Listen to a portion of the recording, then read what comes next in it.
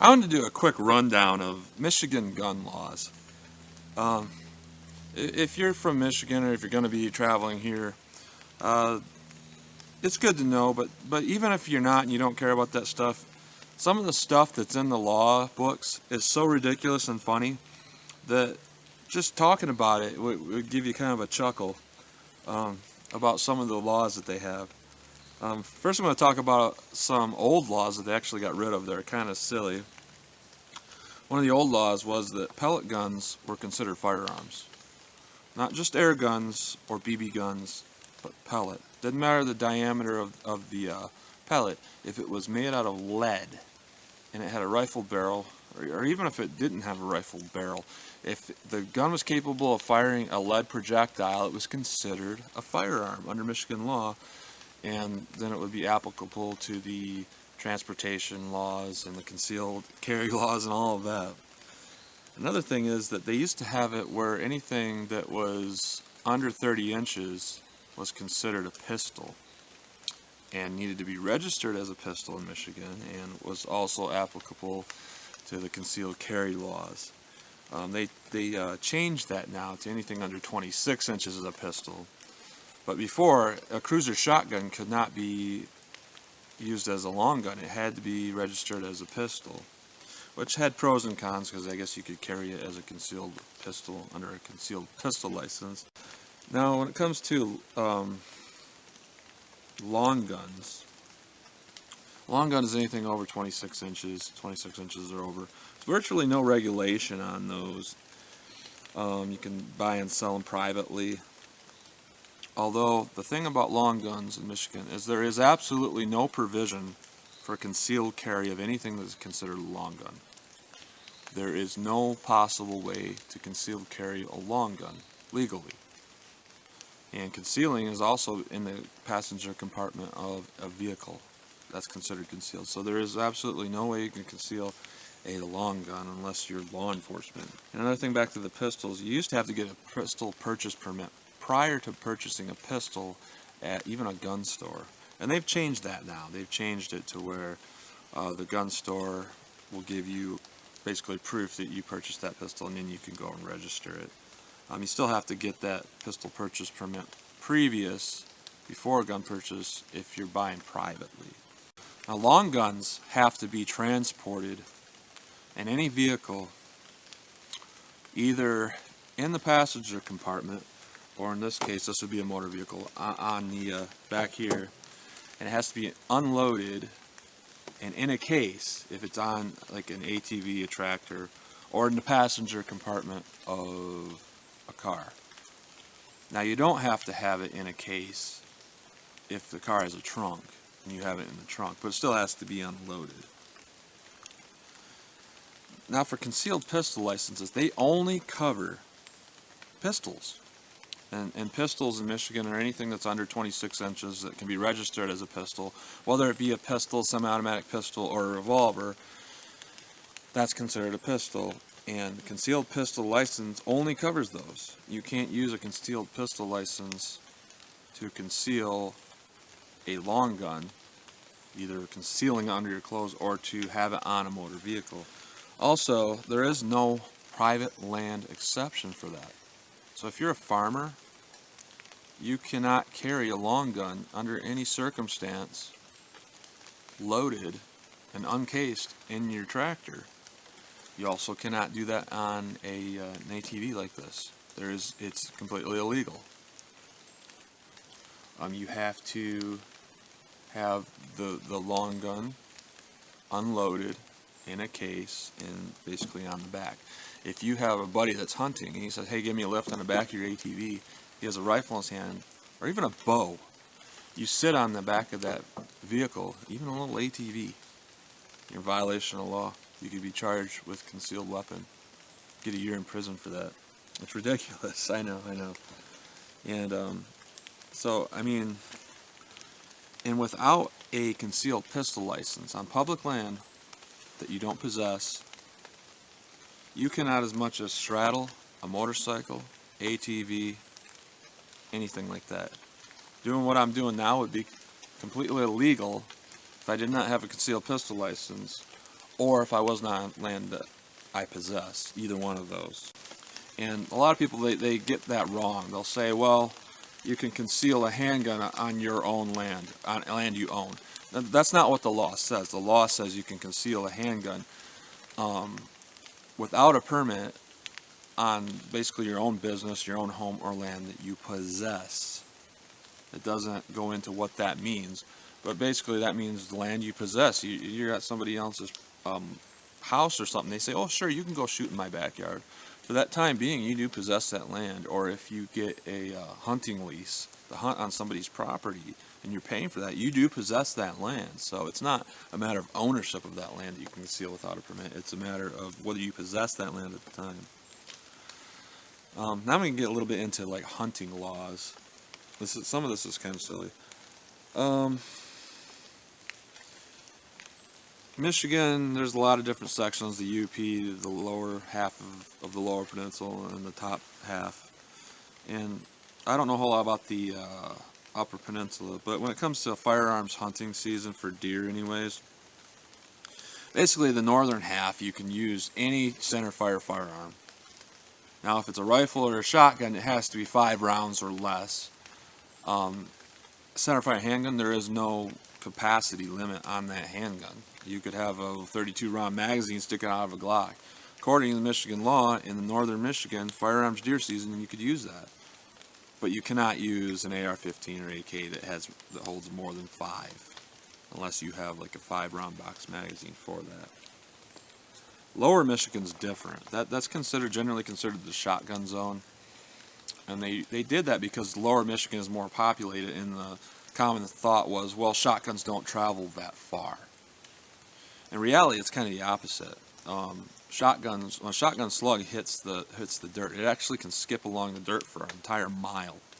As where if a rifle bullet hits a dirt or hits a twig or something, it generally destroys the bullet and doesn't travel much further. So they got it kind of backwards thinking. But anyways, it was a shotgun zone for a long time for that reason. But it's also an area where you can use pistols. Now, when it comes to lower Michigan, also has to be a centerfire pistol. But when it comes to pistols down there, it has to be a certain kind of pistol. You can't use a pistol that uses a rifle cartridge if it's too big of a cartridge. Like a 45-70, you couldn't use that. But you could use a 460 Smith & Wesson Magnum. And they also have it where you can use pistol caliber rifles down there. It's a big mess. I know it's kind of confusing what I'm saying. But for down there, it has to be 9 rounds or less for the pistol. As we're up northern Michigan, it's unlimited for the pistol. But long guns down there, only shotguns, has to be 5 rounds or less. Northern Michigan, 5 rounds or less for a shotgun or a rifle. So, and to get a hunting license, you do have to go through hunter safety, and that's basically 8 hours of instruction and a test and a few rounds fired here and there. And when it comes to bow season, generally it's illegal to carry any firearm while you're bow hunting, except for if you do have a concealed pistol license, you can carry a concealed handgun, as long as you don't take that handgun out and use it on game. And ironically, it's the same thing for rifle season, for firearm season.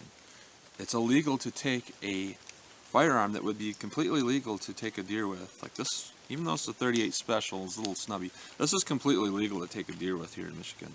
Now, if I took it out from concealment and shot a deer, that would be illegal. But if I strapped this on exposed, and that was what I was going to use that day for hunting, it would be legal. I know that sounds ridiculous, but that's what it is. You have to have what gun you're going to use for hunting exposed, whether it be a rifle or a handgun.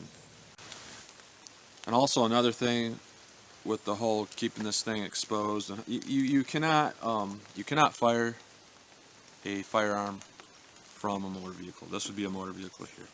So even though this would be exposed, let's say I had a 460 Magnum on me or 500 Magnum, I was going to use that for the day, and it was exposed. Sure, I could drive an ATV, that would be considered concealed. Once I got off the ATV, that would be considered open carry, and I could use it. So I cannot legally take, even if I cannot stop, turn this thing off and sit and shoot a deer while I'm sitting on this. This would be considered using a concealed weapon for shooting a deer, and it's also in violation of law just to even target practice right now. Even though I'm on private land right now, and I have a concealed pistol license, I cannot sit here and target shoot off this thing. It would be considered illegal. Or if I rested a rifle on this, it would be considered illegal. But, you know, that's just some kind of silly laws we have here. A concealed pistol license is pretty easy to obtain, though. I mean, it's basically 8 hours of instruction, a very simple test, 30 rounds fired. That's what it is nowadays. And then you go and you get your background check, pay about $100. Pretty easy to do. Now, I get into concealed carry law. We got some really ridiculous ones here. Most places you can conceal carry a handgun, but you cannot conceal carry a handgun in a school, in a casino, sports stadiums, any place that sells alcohol where 50% or more of their sales is from alcohol. You can't sit in a theater that holds 2,500 or more people in it. Now the exception to that, and this is where it gets really silly. If you have a concealed pistol license, a license to conceal that pistol, if you open carry it, you may open carry it in a school, in a sporting arena, in the theater that holds 2,500 more people, or in a place where their main source of income is alcohol. You can conceal it, open carry only, but only if you have a concealed pistol license. Now, a casino doesn't count. That's gun-free zone no matter what you do. Another silly law is that you cannot lend out your handgun or borrow a handgun from another person unless the person in possession of that handgun has a concealed pistol license. So even if two people have their own handguns, they've gone through background checks. Let's say person A, person B, they both have Glocks or something. They both have those guns registered. They can't swap handguns even while they're out in the shooting range on private land or anywhere and shoot each other's handgun. The only way that's legal, if neither of them have concealed pistol licenses, is it has to be at a recognized shooting facility, where there's basically a range master. Two people legal at home, you can't swap them unless you guys have CPLs. It's really ridiculous. Now here goes on to the silly side. This is kind of on firearms law, but you can't have a bow strung in the passenger compartment of your vehicle unless it's in a case. Okay, here's one you're gonna laugh. That also goes to slingshots. You cannot have a strung slingshot in the passenger compartment of your vehicle. Even if you have a concealed pistol license, you are in violation of law because you are not worthy enough to have that slingshot slung in the front seat of your car, even with a concealed pistol license, because a concealed pistol license only covers pistols. And you'd be in violation of concealed weapon law for having a strong slingshot in the passenger compartment of your car. Here's another ridiculous one. BB guns, air guns, and black powder guns. Specifically, I'm going to go into handguns here. Federal law, of course, these are not considered firearms. But in Michigan, you may conceal an air gun. Like I talked before, it used to be pellet guns were considered firearms. Well, now that all air guns are air guns now, just like with federal law. You can conceal carry a air gun, whether it be a long air gun or a pistol air gun. There is no law on that. You can conceal it without a concealed pistol license, anything like that, because it's not a firearm.